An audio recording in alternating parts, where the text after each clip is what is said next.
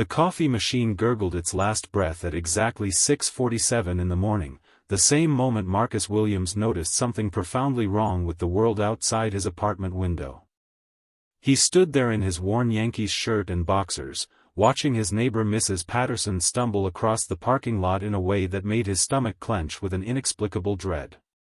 She moved with a jerking, unnatural gait, her floral nightgown stained with something dark that caught the early morning light. Marcus pressed closer to the glass, his breath fogging the window as he squinted to get a better look. Mrs. Patterson had always been the first one up in the building, usually tending to her small garden by the entrance with meticulous care, but this morning she seemed utterly oblivious to the tomato plants she trampled beneath her bare feet.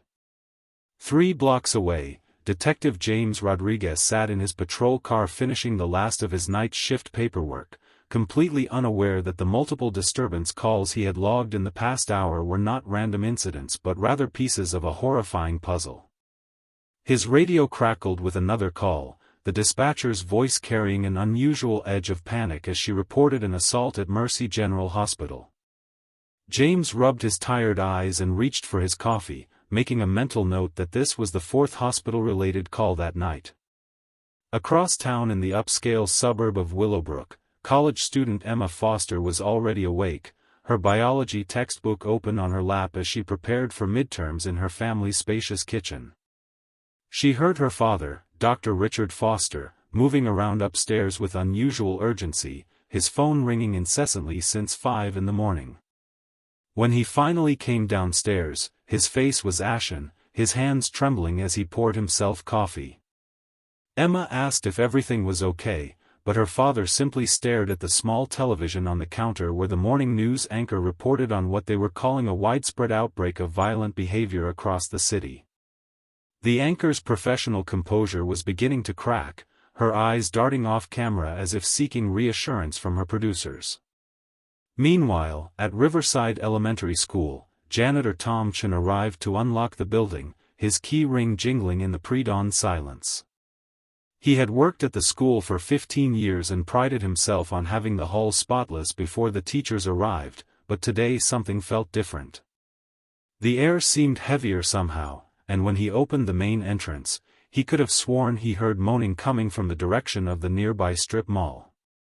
Tom paused, his hand still on the door handle, listening intently to the strange chorus of sounds that seemed to be growing louder with each passing moment. Back at his apartment, Marcus finally tore himself away from the window and turned on the television, flipping through channels until he found a news station. What he saw made his blood run cold. Shaky cell phone footage showed people attacking each other with savage ferocity in downtown Manhattan, their movements disturbingly similar to Mrs. Patterson's awkward shambling. The reporter's voice was strained as she urged viewers to remain indoors and await further instructions from authorities.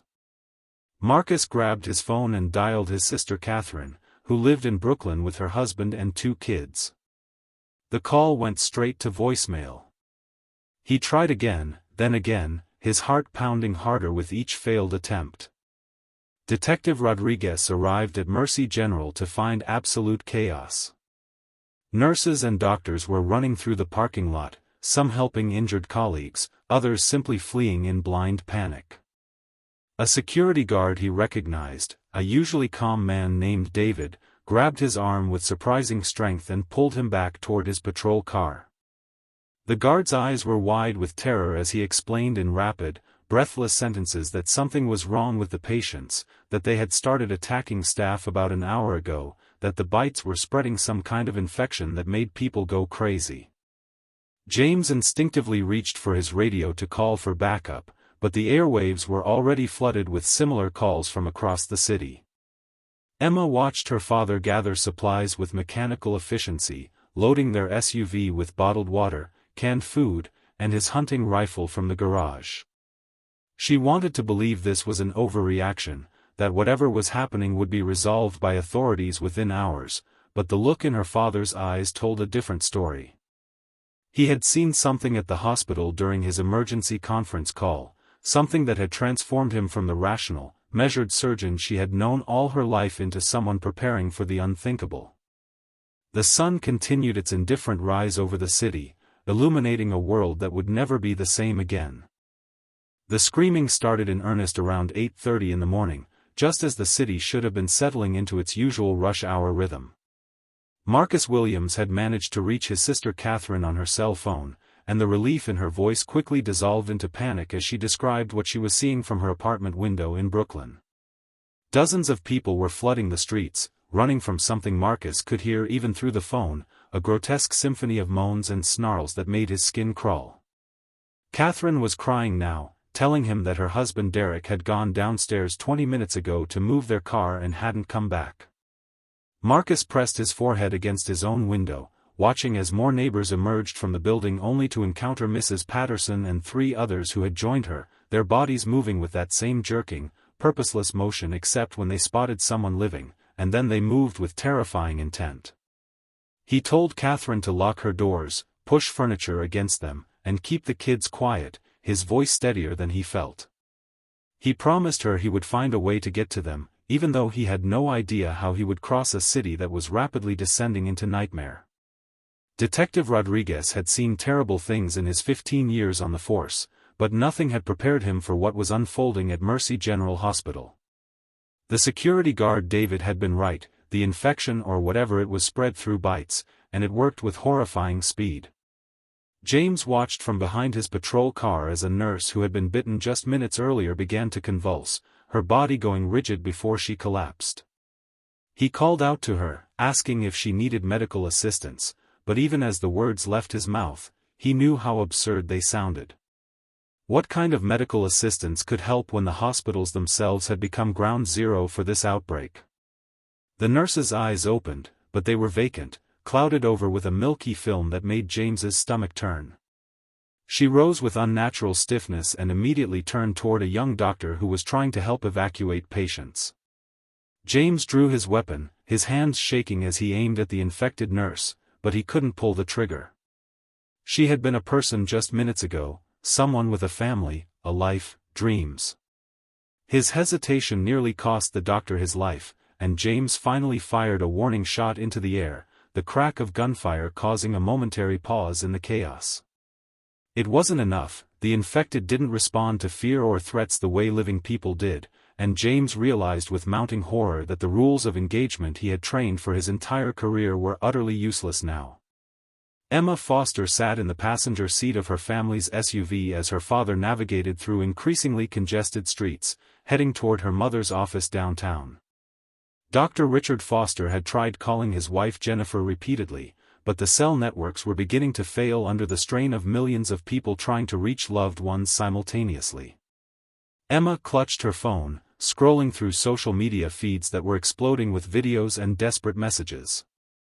The footage coming out of major cities was apocalyptic, people being chased down by crowds of infected, car accidents blocking intersections, fires breaking out in buildings as emergency services became overwhelmed.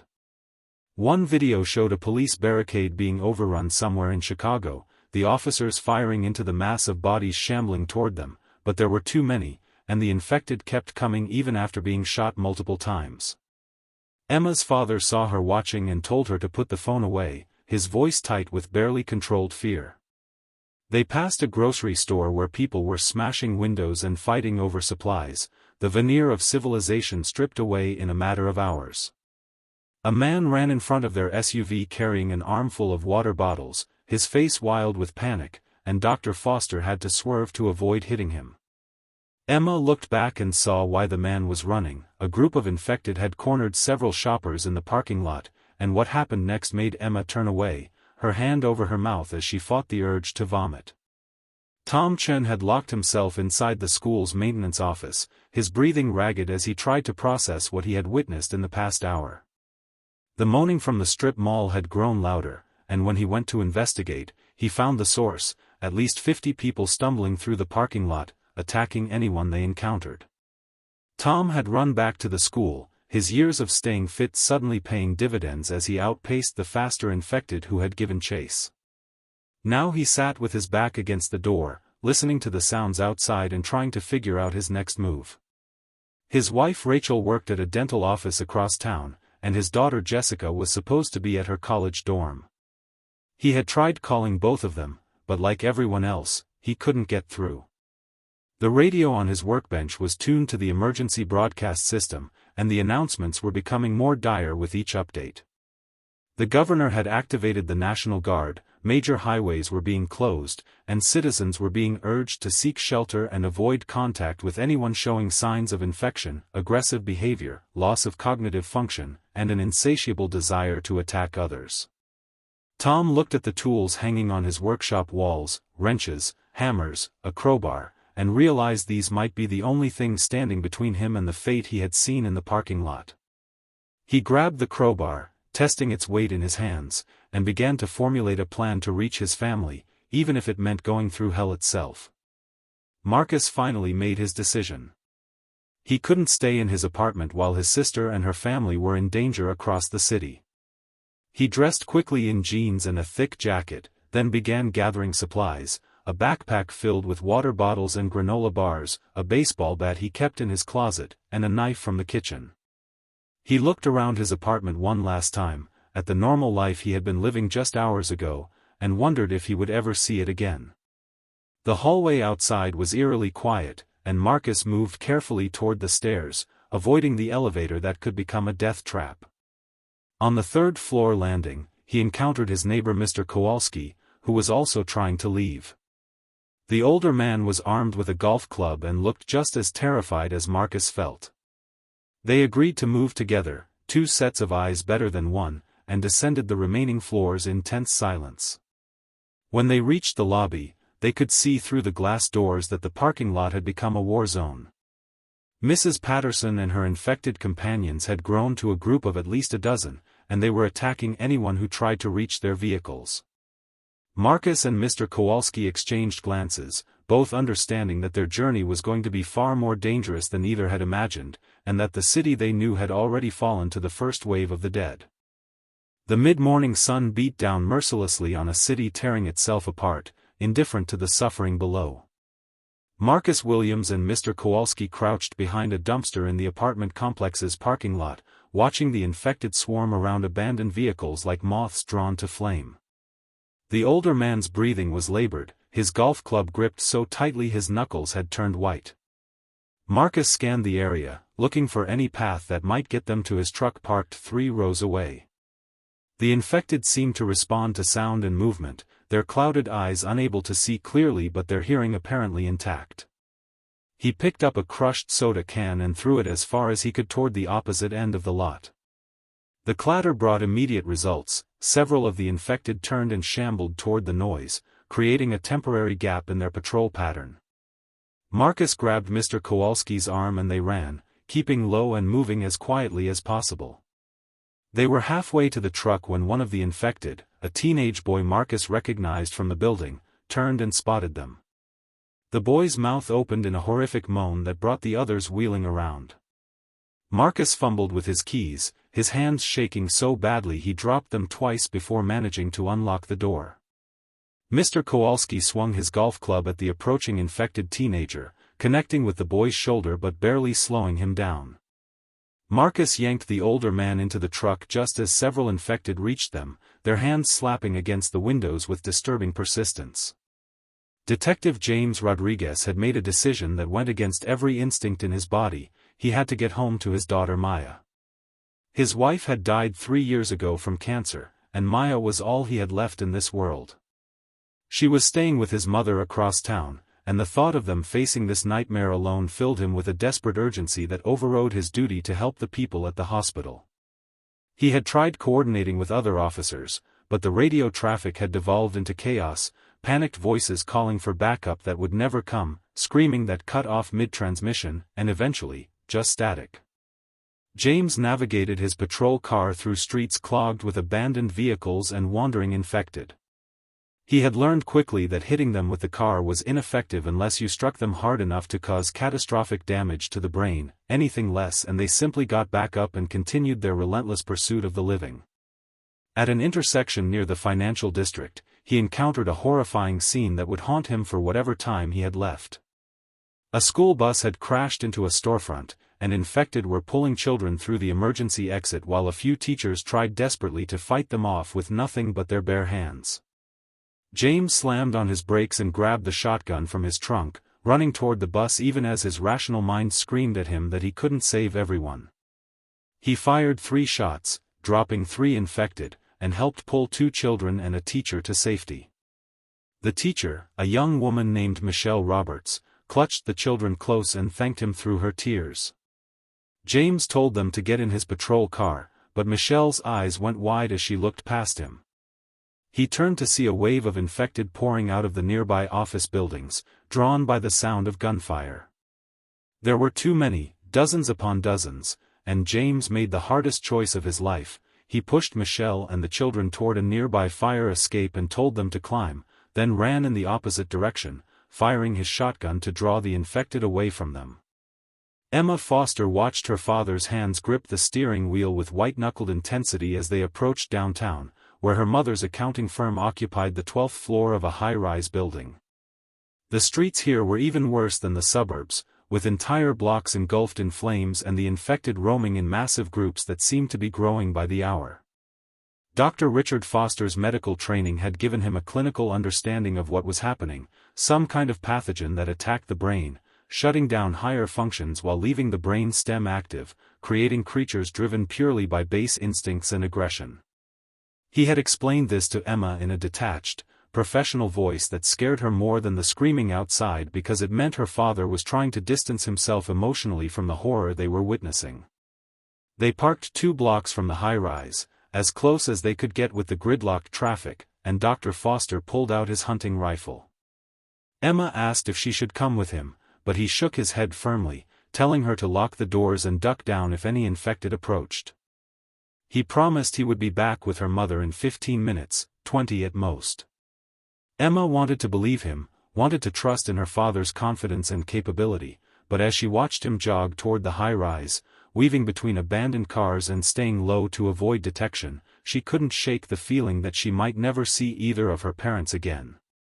Tom Chen had made it out of the school and was moving through the suburban neighborhoods toward his wife's dental office, using backyards and alleyways to avoid the infected that seemed to control the main streets.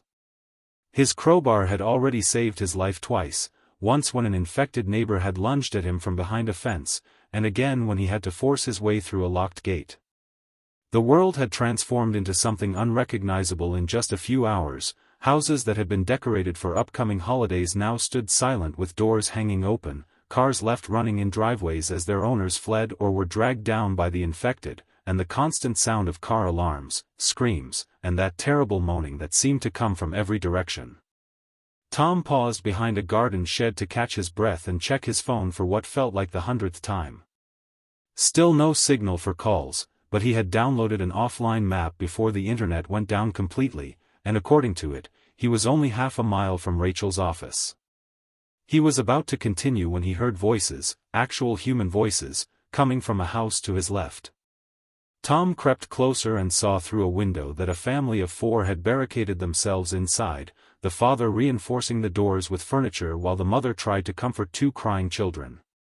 Tom knocked softly on the window, causing the father to spin around with a fireplace poker raised defensively. They locked eyes for a moment, 2 strangers connected by shared terror and the desperate will to survive. Tom gestured that he meant no harm and asked through the glass if they had a working phone.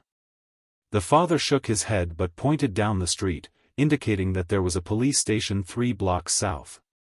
Tom nodded his thanks and was about to leave when the mother suddenly screamed, pointing at something behind him. Marcus had managed to navigate his truck through several neighborhoods, with Mr. Kowalski providing directions to alternate routes when they encountered blocked roads. The older man had revealed that he was trying to reach his son's house in the next suburb over, where his grandchildren were supposed to be. Marcus had agreed to help, partly because he needed Mr. Kowalski's knowledge of the backroads, but mostly because the idea of being alone in this nightmare was too much to bear. They had just turned onto a residential street when they saw a group of survivors making a stand in front of a fortified house, about 7 people armed with various makeshift weapons holding off twice as many infected. Marcus slowed the truck, uncertain whether to help or keep driving.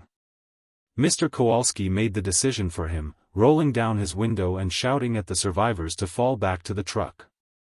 Some of them heard and began running, but others were too engaged in fighting off the infected to react in time.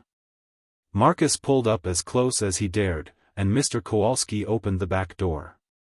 3 people made it into the truck bed, a middle-aged woman, a young man who looked like a college student, and an older teenage girl. The others weren't so lucky, overwhelmed by the infected even as they fought desperately to survive.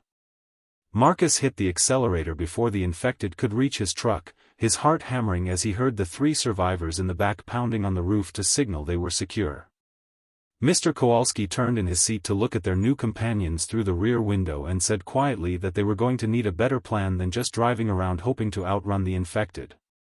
Marcus nodded, his eyes on the road ahead, but his mind was on his sister Catherine and her family in Brooklyn, wondering if they were still alive, still holding out, still waiting for him to fulfill his promise to reach them. Detective James Rodriguez ran until his lungs burned and his legs threatened to give out, the horde of infected pursuing him with relentless determination. He had led them away from the school bus and the survivors he had saved, but now he was trapped in an alley with a chain-link fence blocking his escape. He turned to face the approaching infected, his shotgun empty and his service pistol down to 3 rounds. James thought of Maya, of her bright smile and the way she called him daddy even though she was 13 and too old for such things. He thought of his wife Maria and wondered if he would see her again in whatever came after this life. The infected were close now, close enough that he could smell the death on them, and James raised his pistol for a final stand.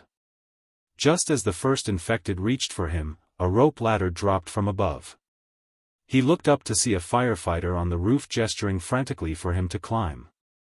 James didn't hesitate, holstering his pistol and scrambling up the ladder as hands grabbed at his legs. He reached the top and the firefighter, a woman named Captain Lisa Norton, pulled him over the edge just as the infected began climbing after them. She was already moving, leading him across the rooftop and explaining that they had established a safe zone at the fire station 6 blocks away, and that they were rescuing anyone they could find. James followed her, jumping gaps between buildings and using fire escapes to descend to lower levels, all while the city burned around them and the moans of the infected echoed through the concrete canyons like the death rattle of civilization itself. The fire station that Captain Lisa Norton had mentioned stood like a fortress in a sea of chaos, its red brick walls reinforced with anything the survivors could find, overturned vehicles, metal barriers, and shipping containers creating a perimeter that had so far held against the infected. Detective James Rodriguez followed Lisa through a side entrance, where 2 firefighters stood guard with axes and pike poles, their eyes constantly scanning for threats. Inside, James found himself in a large garage bay that had been converted into a makeshift refugee center, approximately 40 people huddled in groups, some tending to minor injuries, others simply staring into space with the 1,000-yard stare of those who had seen too much too quickly. Lisa introduced him to Fire Chief Daniel Hayes, a barrel-chested man in his 50s who was coordinating the defense and rationing of supplies with military precision.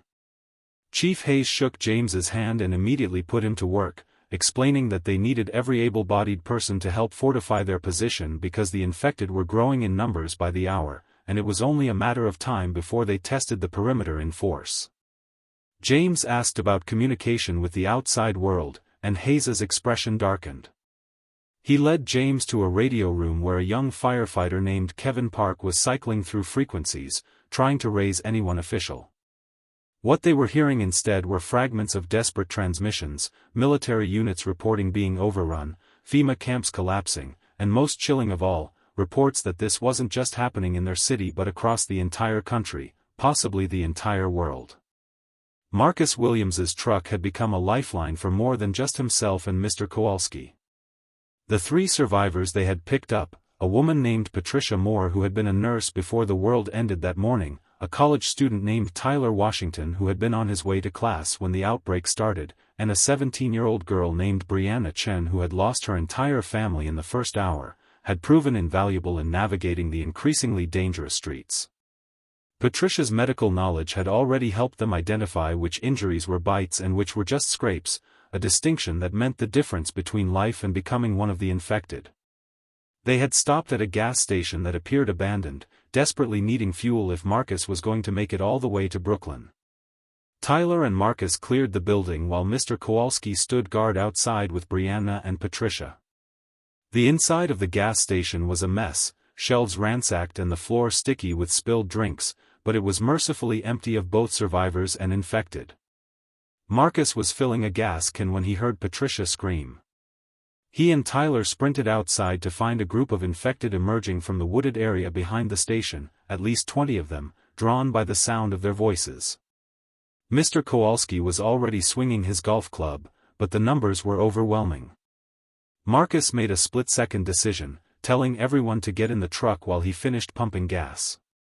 Tyler protested, saying they should all leave now, but Marcus insisted, without fuel they would be stranded within a few miles, and then they would all die anyway. Emma Foster had been waiting in the SUV for 35 minutes, far longer than her father had promised, and the dread in her stomach had grown into full-blown panic.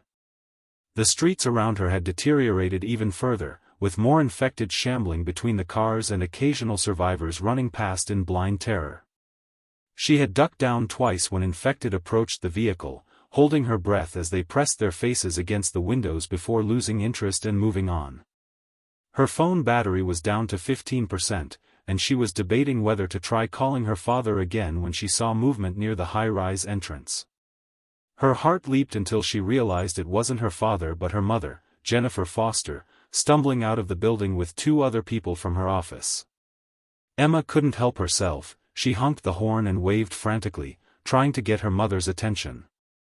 Jennifer's head snapped around, and Emma saw relief flood her mother's face. But the horn had done more than get her mother's attention, it had alerted every infected within 2 blocks. Emma watched in horror as dozens of them converged on her mother's position. Jennifer and her co-workers ran, but they were heading in the wrong direction, away from the SUV and toward an alley that Emma could see was a dead end. She had to make a choice, stay safe in the locked vehicle as her father had instructed, or try to help her mother and risk everything. Tom Chen spun around to see what had terrified the mother in the barricaded house, and his blood ran cold. A massive horde of infected was moving down the street, hundreds of them flowing like a grotesque river between the houses. This wasn't the scattered groups he had been avoiding, this was a migration, and they were heading directly toward him. Tom didn't wait to see more, he ran alongside the house, vaulted over a fence, and kept running through backyards as the sound of the horde grew louder behind him. He could hear the family inside the house screaming, furniture being pushed against doors, and then the terrible sound of wood splintering. Tom wanted to help them, but there were too many infected, and stopping would only add one more victim to the count. He ran for 3 blocks, his lungs burning and his legs screaming in protest, before finally ducking into a garden shed and pulling the door closed behind him. Through cracks in the wooden walls, he watched the horde pass, an endless stream of infected following some instinct or stimulus he couldn't identify. When the last of them had shuffled past, Tom waited another 10 minutes before emerging, his entire body shaking from the close call. He checked his offline map again and realized with a sinking feeling that the horde was moving directly toward the area where Rachel's dental office was located. He had to get there first, had to warn her if she was still alive, had to save the woman he had loved for 23 years. Back at the fire station, Detective Rodriguez was on the roof with Captain Norton and 2 other firefighters, watching through binoculars as the infected population in the surrounding area continued to swell. Lisa explained that they had been tracking movement patterns, and it appeared the infected were being drawn toward areas with high concentrations of survivors, almost as if they could sense large groups of living people. Chief Hayes had estimated they had enough food and water for maybe 3 days if they rationed strictly, but ammunition and weapons were already running low. James asked about evacuation, whether there were any plans to move to a more secure location, and Lisa's laugh was bitter. She handed him the binoculars and pointed toward the highway overpass visible in the distance. James adjusted the focus and saw military vehicles, tanks and armored personnel carriers, but they weren't moving. Bodies in uniform lay scattered around the vehicles, and infected soldiers wandered among them. The military checkpoint had fallen, which meant there would be no organized rescue, no evacuation to a safe zone that didn't exist. They were on their own. A young woman approached them on the roof, introducing herself as Dr. Sarah Kim, a resident from Mercy General who had escaped during the initial outbreak. She had been listening to their conversation and had a suggestion. There was a prison facility about 30 miles north of the city, built like a fortress with high walls, secure buildings, and its own power generation. If they could organize a convoy and break through the infected surrounding the fire station, they might be able to reach it. James and Lisa exchanged glances, both recognizing that staying at the fire station was a death sentence, but attempting to move 40 people through a city full of infected was nearly as suicidal. Marcus had finished pumping gas just as the first infected reached the truck, his heart pounding as he jumped into the driver's seat and slammed the door. An infected man in a business suit lunged at his window, leaving a smear of dark blood across the glass. Marcus threw the truck into gear and accelerated, clipping 2 infected with his bumper as he pulled back onto the road. Patricia was in the back seat tending to Mr. Kowalski, who had taken a nasty fall while getting into the truck and had twisted his ankle badly. The older man was trying to be stoic, but Patricia could see he was in significant pain. She wrapped his ankle as best she could with torn fabric from her jacket, all while the truck bounced over debris and swerved around abandoned vehicles. Tyler sat in the passenger seat with Marcus's baseball bat across his lap, his young face set in grim determination. He had been a business major just that morning, worried about finals and his part-time job at the campus bookstore. Now he was contemplating how best to crack skulls open to stop the infected. Brianna sat between Patricia and Mr. Kowalski, clutching a tire iron they had found at the gas station, tears streaming silently down her face as she grieved for parents and a younger brother she had watched die.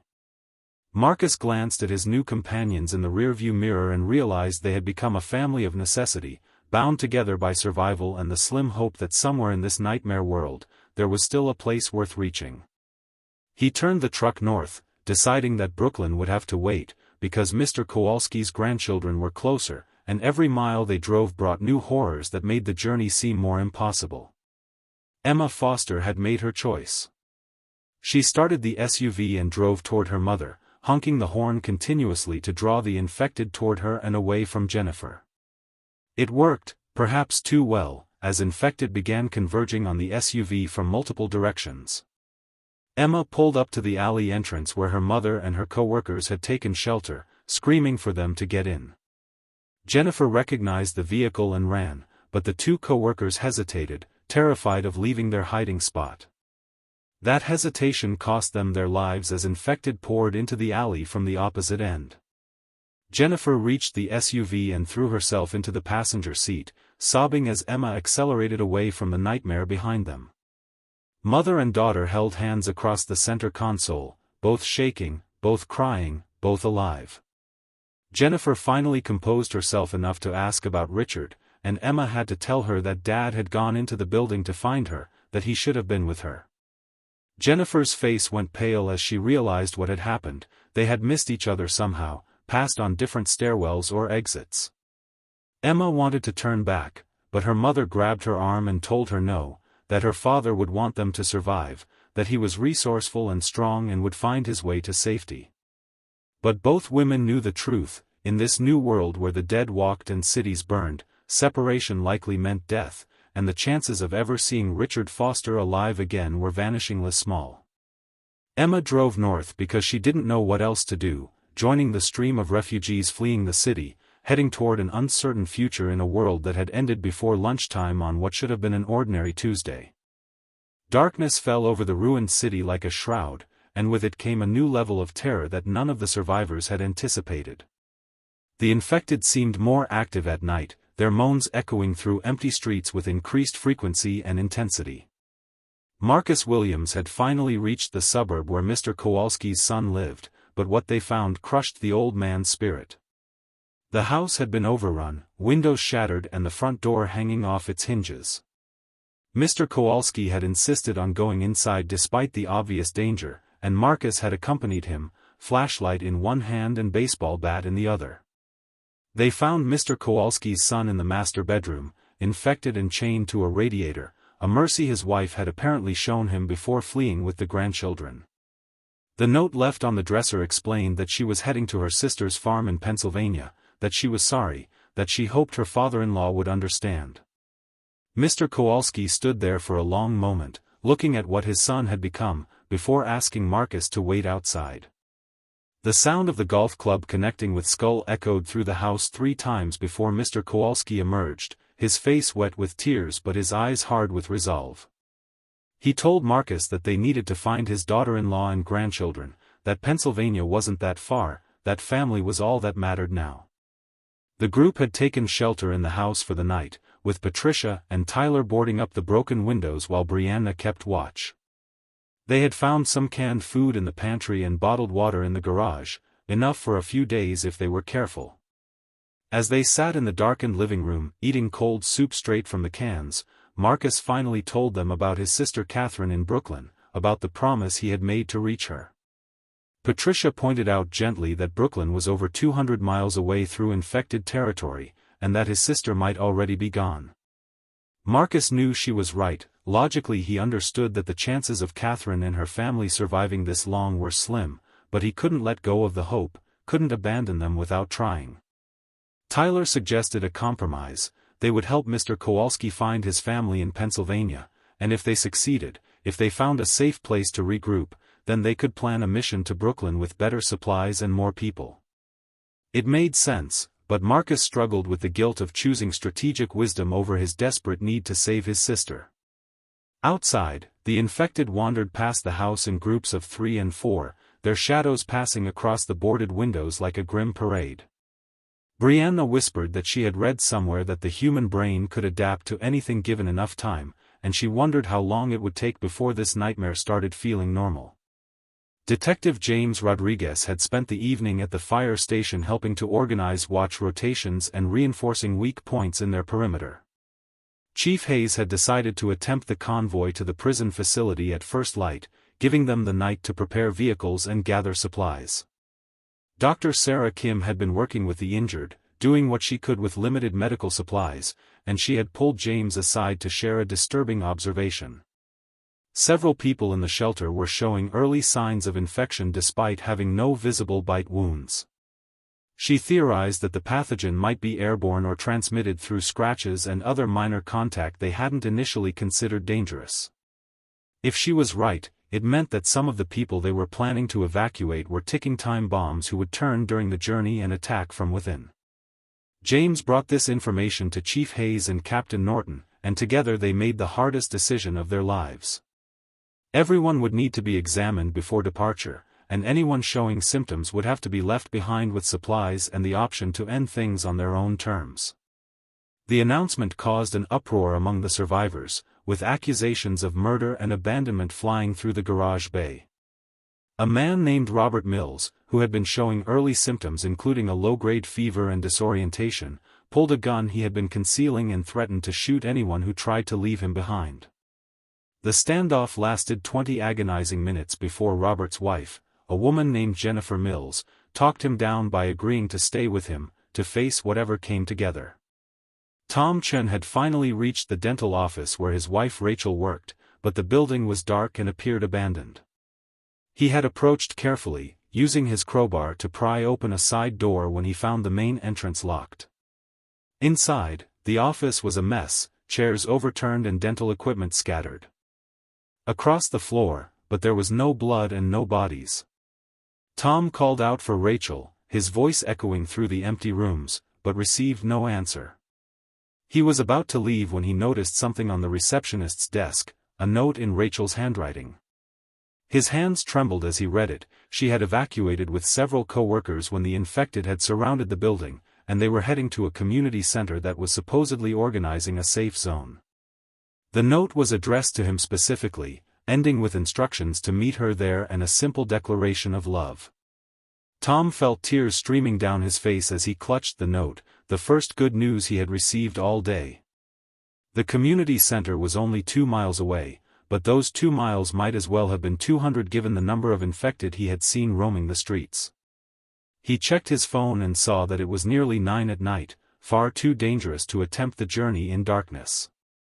Tom decided to shelter in the dental office for the night, barricading himself in a storage room with concrete walls and a solid door.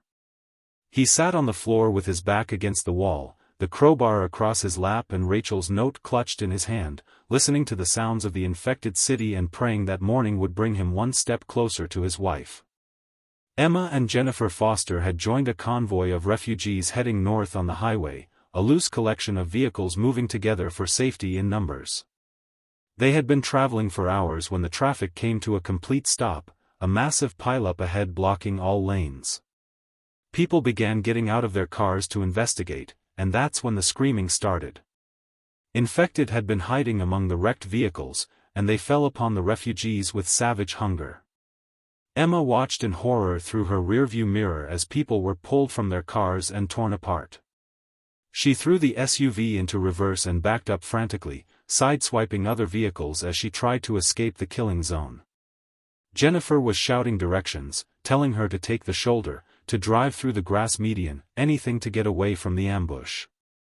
Emma managed to maneuver the SUV off the highway and onto a frontage road, her heart pounding so hard she thought it might burst from her chest. Behind them, the convoy had been decimated, with perhaps only a handful of vehicles managing to escape. Jennifer was sobbing again, saying they should have stayed in the city, that they should have waited for Richard, that running was pointless when there was nowhere safe to run to. Emma wanted to comfort her mother, but she had no words of reassurance to offer, no promise that things would get better. Instead, she just kept driving, following the frontage road away from the highway massacre, watching her fuel gauge drop lower with each passing mile.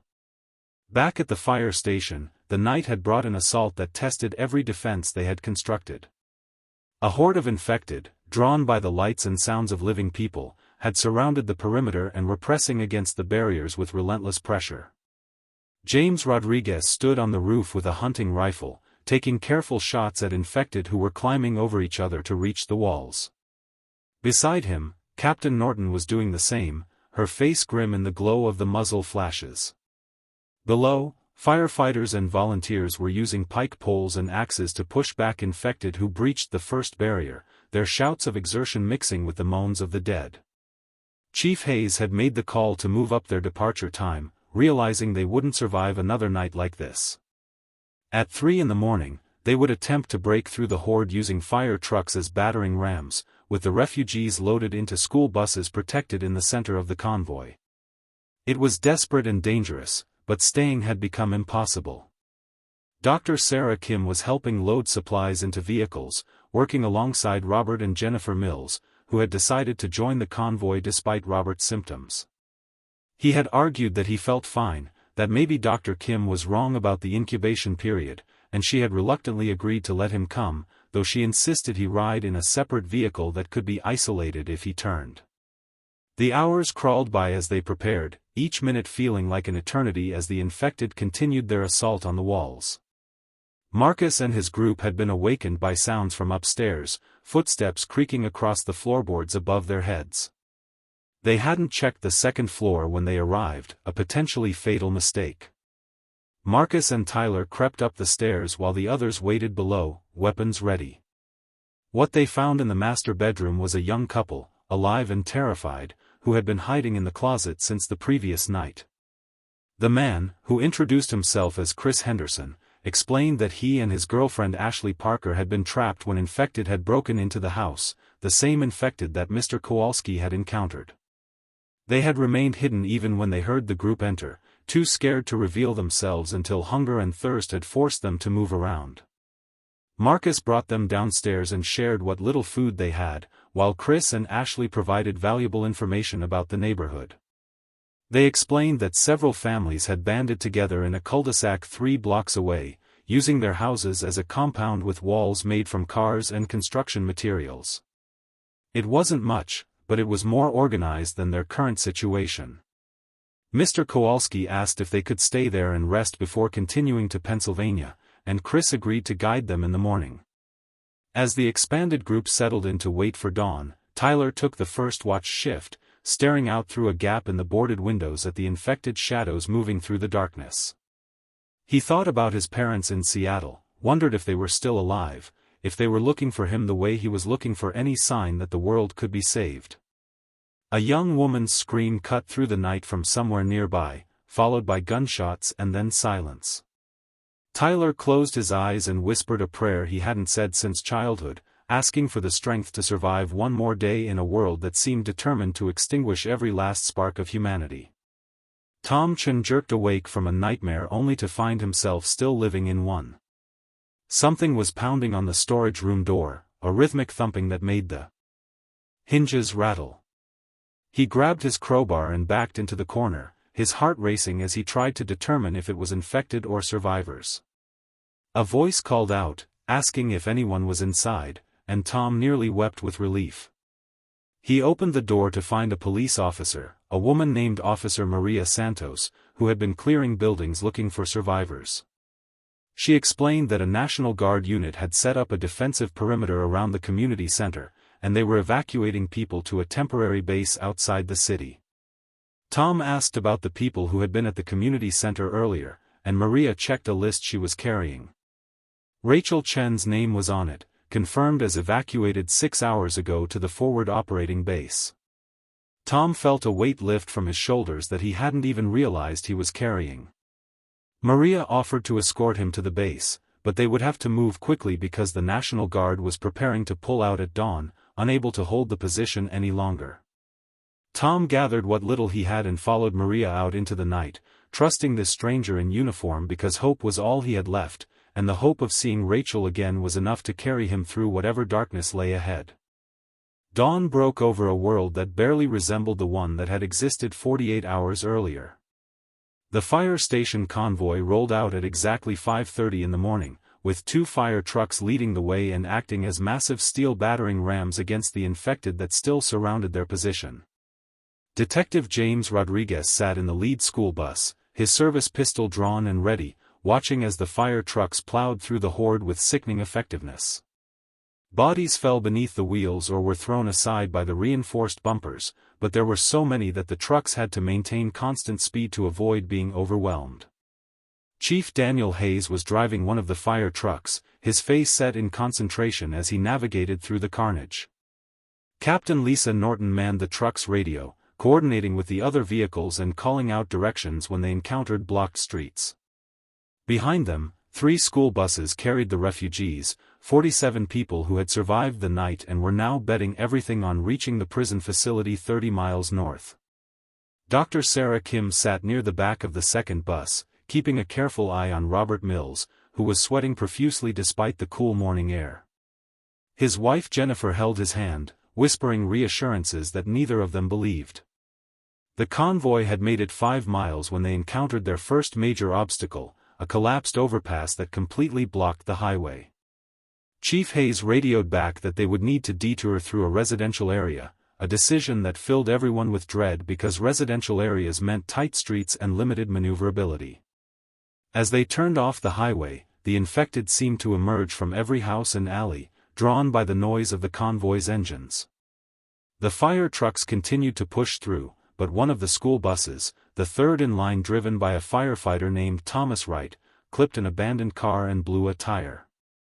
The bus lurched to a stop, and within seconds, infected were swarming around it.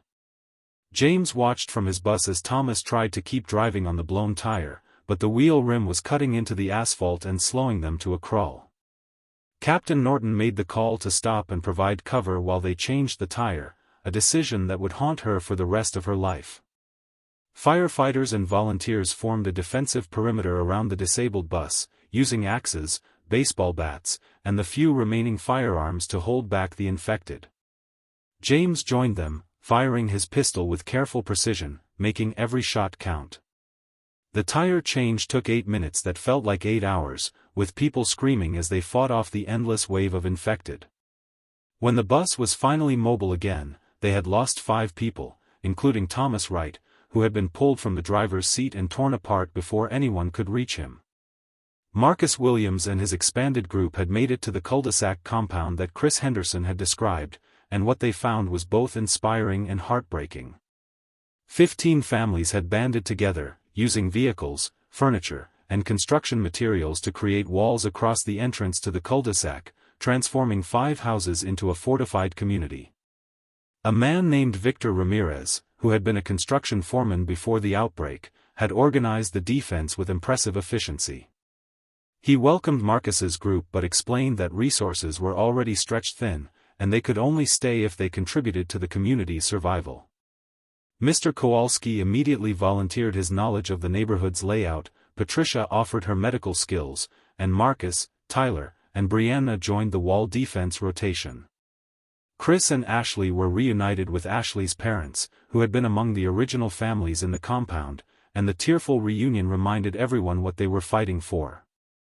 Over the next several hours, Marcus learned about the compound situation.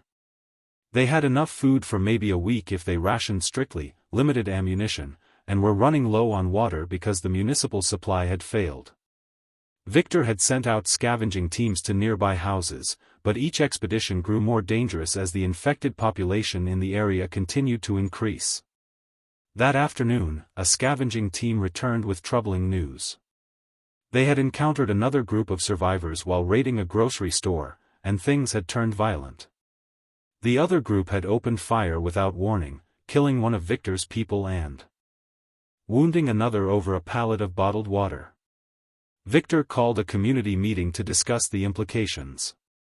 It wasn't just the infected they had to worry about anymore, human survivors were becoming desperate and dangerous, willing to kill for resources. Someone suggested they send a delegation to negotiate with the other group, to propose cooperation instead of competition, but others argued that the first shots had already been fired and any attempt at diplomacy would be seen as weakness. Marcus found himself drawn into the debate, his experience as an ordinary citizen giving him a perspective that some of the more aggressive members lacked. He proposed a middle ground: they would defend what they had but avoid unnecessary conflict, focus on survival rather than territorial expansion. Victor listened carefully and ultimately agreed, designating Marcus as one of the compound scouts, responsible for mapping safe routes and identifying resources while avoiding confrontation when possible. As the meeting dispersed, Brianna approached Marcus and quietly thanked him for giving her something to focus on besides her grief, for making her feel like survival was still possible. Emma and Jennifer Foster had abandoned the SUV after running out of gas on a rural highway, taking what supplies they could carry and continuing on foot. They had been walking for hours when they encountered a farmhouse set back from the road, its lights on and smoke rising from the chimney. Jennifer wanted to approach immediately, desperate for shelter and rest, but Emma was more cautious, suggesting they observe for a while to make sure it was safe. They watched from the tree line as a family moved around inside, a husband and wife with 2 teenage sons, appearing to go about normal activities as if the world hadn't ended. Finally, Emma and Jennifer decided to take the risk, approaching with their hands raised to show they meant no harm. The family, who introduced themselves as the Pattersons, greeted them with rifles pointed but not immediately hostile. The father, Greg Patterson, questioned them carefully, asking about bites, scratches, and where they had come from. Satisfied that they weren't infected or dangerous, he lowered his weapon and invited them inside. The farmhouse was like stepping into a time capsule, with electricity from a generator, running water from a well, and enough food stockpiled to last months. Greg's wife, Susan, explained that they had been preparing for some kind of disaster for years, though she admitted she had never imagined it would be zombies. Their sons, 16-year-old Jake and 14-year-old Noah, were friendly but clearly traumatized, having had to shoot infected neighbors who had wandered onto their property.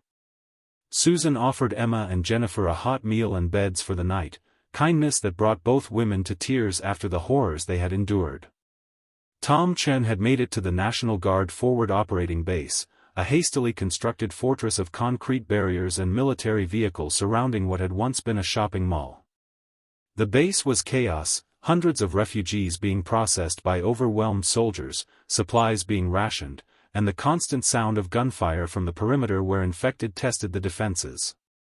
Officer Maria Santos had delivered Tom to the processing area before heading back out on another rescue mission, her dedication to duty inspiring even in the face of apocalypse. Tom was given a wristband with a number and told to wait in a designated area while they verified his identity and checked for infection. The wait was agonizing, especially knowing that Rachel was somewhere in this base, so close but still unreachable. He scanned every face in the crowd, hoping to catch a glimpse of her. After 2 hours, a soldier called his number and led him through a series of checkpoints, each one more heavily guarded than the last. Finally, he was brought to a family reunion area, and there she was. Rachel saw him at the same moment, and they ran to each other, embracing with the desperate intensity of people who had believed they would never meet again. They held each other and cried, not caring who watched or what they looked like, just grateful to have beaten the impossible odds. Rachel explained that she had been trying to find information about him since arriving at the base, but the chaos made it nearly impossible to locate anyone. A soldier informed them that the base was being evacuated within the next 12 hours, everyone was being transported to a naval vessel offshore where a larger safe zone was being established. Tom and Rachel would be on the same transport, a piece of luck that felt like a miracle. The fire station convoy had finally reached the prison facility after a journey that had cost them 11 lives and nearly all their ammunition. What they found was both encouraging and concerning. The prison was indeed secure, with high concrete walls and guard towers that provided excellent defensive positions, but it was also already occupied. A group of approximately 60 survivors had claimed the facility 2 days earlier, led by a former correctional officer named Marcus Blake who had established a strict hierarchical system for managing resources and assigning duties. Chief Hayes negotiated their entry, arguing that the combined groups would be stronger together, but Marcus Blake drove a hard bargain. He would allow the convoy survivors to enter, but they would have to accept his authority and follow the prison's rules, which included mandatory work assignments, resource sharing, and exile for anyone who refused to comply. Some of the convoy survivors bristled at the terms, having just escaped one nightmare only to potentially enter another, but the alternative was returning to the infected-filled streets. Detective Rodriguez found himself elected as spokesman for the convoy group, tasked with working out the details of integration. As he negotiated with Marcus Blake, James realized that surviving the infected was only the first challenge. Rebuilding some form of civilization would require navigating human politics, ambition, and the question of what kind of society they wanted to create in the ashes of the old world. Back at the cul-de-sac compound, night had brought another assault by the infected, this time in greater numbers than before. Marcus Williams stood on the wall with Tyler and several others, using makeshift spears and poles to push back infected who were climbing over the vehicle barriers. Victor Ramirez was coordinating the defense, his voice calm and authoritative as he directed people to weak points in their perimeter. The attack lasted for over an hour before the infected finally dispersed, leaving the defenders exhausted and shaken. In the aftermath, Victor called Marcus aside and showed him something troubling. The infected weren't randomly wandering anymore, they seemed to be adapting, learning to overcome obstacles and coordinate their attacks. If the pattern continued, the compound's defenses would eventually be overwhelmed. Victor proposed that they consider evacuating, perhaps trying to reach the coast where rumors suggested the military was establishing safe zones on islands. Marcus thought about his sister Catherine in Brooklyn, about the promise he had made and still hadn't fulfilled. He asked Victor if they could detour to Brooklyn on the way to the coast, and Victor's expression was sympathetic but firm. Brooklyn was in the opposite direction, and leading the entire compound there would put everyone at risk for one man's family. Marcus understood the logic, but understanding didn't make it hurt any less. That night, as he lay on a cot in one of the compound houses, Marcus made a decision. He would help get the compound to safety, but then he was going to Brooklyn, alone if necessary, because some promises were worth dying to keep. Emma Foster woke in the middle of the night to raised voices downstairs in the Patterson farmhouse. She crept to the top of the stairs and listened as Greg and Susan argued about whether to keep Emma and Jennifer or send them away in the morning. Greg argued that every additional person was another mouth to feed, another risk to their family's survival, while Susan countered that turning away people in need would make them no better than the infected. Their sons joined the argument, with Jake siding with his father and Noah defending the guests. Emma felt sick to her stomach, realizing that her and her mother's presence was tearing this family apart. She returned to the bedroom and woke Jennifer, explaining what she had heard. They made a decision together, they would leave before dawn, taking only what they had brought with them, sparing the Pattersons the burden of choice. They left a note thanking them for their kindness and slipped out into the pre-dawn darkness, continuing their journey north on foot. The world was different now, Emma reflected as they walked along the empty highway. Kindness had become a luxury that fewer people could afford, and trust was a currency rapidly losing its value. She wondered how long it would be before she and her mother became the kind of people who would turn away strangers, and whether surviving in this new world was worth losing their humanity. 3 weeks had passed since the outbreak began, and the world had settled into a grim new reality where the living carved out desperate pockets of existence among the wandering dead. Marcus Williams stood at the cul-de-sac compound's wall, watching the sunrise paint the sky in shades of orange and red that seemed inappropriate for such a broken world. The compound had grown to 23 families, absorbing scattered survivors who had nowhere else to go, but the cost of that growth was becoming unsustainable. Food was critically low, water was rationed to a cup per person per day, and the infected seemed to be gathering in larger and larger hordes. Victor Ramirez had called a final meeting the night before, and the decision was unanimous. They would attempt to reach the coast, specifically a rumored safe zone at Fort Monroe on the Virginia Peninsula where the military had supposedly established a defensible position. The convoy would leave at dawn, using every functional vehicle they could scavenge, armed with makeshift weapons and the slim hope that somewhere in this nightmare, there was still sanctuary. Marcus had made peace with his decision. He had contributed to the compound's survival, helped fortify defenses, led successful scavenging runs, and earned the respect of people who had become his new family. But Brooklyn still called to him, the promise to Catherine still unfulfilled, and he couldn't leave without trying. The night before, he had told the group about his intention to split off from the convoy once they got closer to New York. Patricia Moore had argued with him, saying it was suicide, that his sister was almost certainly dead, and that he would be throwing away his life for nothing. Tyler Washington had surprised everyone by volunteering to go with him, saying that Marcus had saved his life and he owed him the chance to save his family. Brianna Chen had quietly added that she had nothing left to lose and would rather die trying to help someone than live with the guilt of doing nothing. Mr. Kowalski, his ankle now healed, had simply nodded and said he would come too, because family was all that mattered in the end, even if it wasn't your own. Chris Henderson and Ashley Parker had wished them luck, choosing to stay with the main convoy and Ashley's parents. As the compound prepared to move out, Marcus found himself leading a group of 5 in a separate truck, heading northeast while the main convoy went south. Detective James Rodriguez had spent the past 3 weeks at the prison facility watching Marcus Blake's authoritarian regime slowly strangle any hope of building something better. Blake had consolidated power by controlling food distribution, assigning the hardest labor to those who questioned his authority, and establishing a security force loyal only to him.